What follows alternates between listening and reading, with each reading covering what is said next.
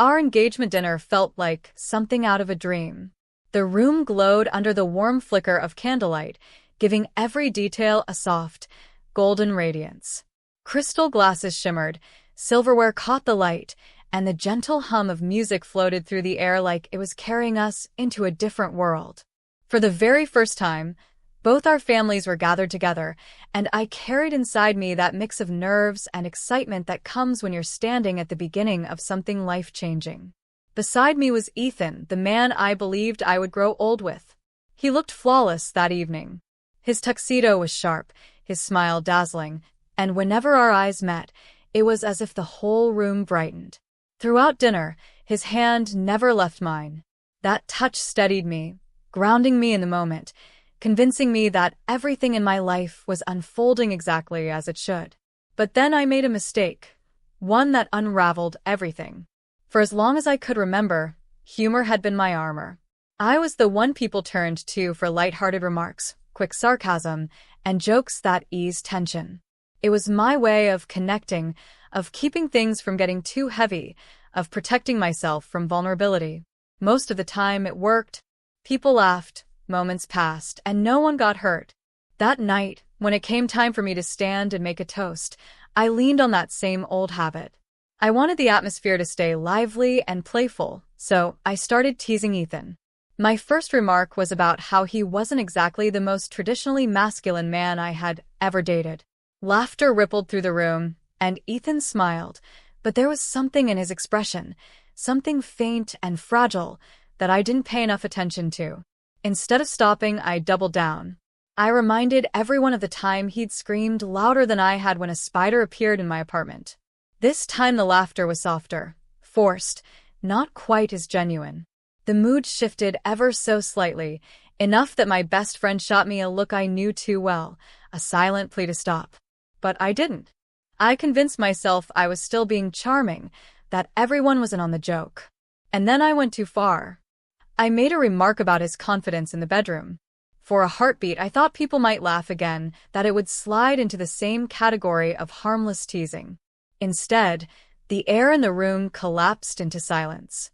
The laughter vanished instantly. Faces stiffened, eyes avoided mine. And Ethan, he didn't even try to smile. His jaw clenched, his gaze dropped to his plate, and his face lost all color. That was when it hit me. I had humiliated the man I loved in front of the people who mattered most, all for the sake of a fleeting laugh. The rest of the dinner was thick with unease. Ethan barely spoke. As we left, I reached for his hand, but he gently pulled away. His voice, when he finally spoke, was calm but sharper than any outburst could have been. "I just need some space tonight." The next morning, he was gone. Not on a walk. Not out for a breather. Gone. His belongings had been packed, and on the kitchen counter was a folded note. Just a few words, yet they shattered me. "I thought you respected me last night. Show me otherwise. I need to rethink everything." Panic took hold. I called his phone again and again, left voicemails, poured my heart into texts and long emails begging for a chance to explain. But all of it disappeared into silence. His phone stayed off.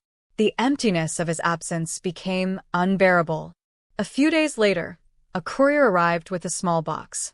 Inside was the engagement ring. No explanation. No farewell.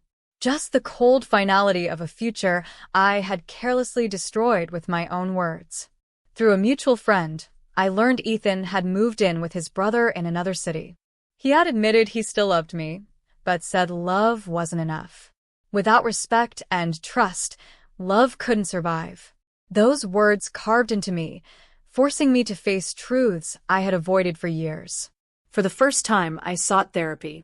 I confronted the darker parts of myself, the way I used humor as a shield, how I masked fear with sarcasm, how I avoided intimacy by mocking the very person I loved most. I had to accept that my jokes weren't always harmless. They could wound. They could destroy. And they had.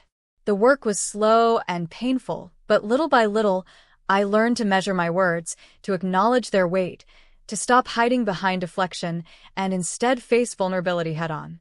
Months passed. I didn't see anyone else. I wasn't exactly waiting for Ethan, but a quiet, Stubborn hope lingered that maybe, one day, we'd talk again. Then one afternoon, my phone buzzed. His name lit up the screen. The message was short, but it nearly stopped my heart. "I've been thinking. Can we talk?" Fear and hope tangled inside me as I walked into the cafe where we agreed to meet. When I saw him, I barely recognized him. He seemed steadier, stronger, more assured. We talked for hours. I confessed everything openly, without excuses. He listened quietly. Finally, he said he still cared, but rebuilding trust would take time. It wasn't something that could be rushed. So we agreed to start over, carefully and honestly. No pressure. No labels. Just two people learning how to trust again.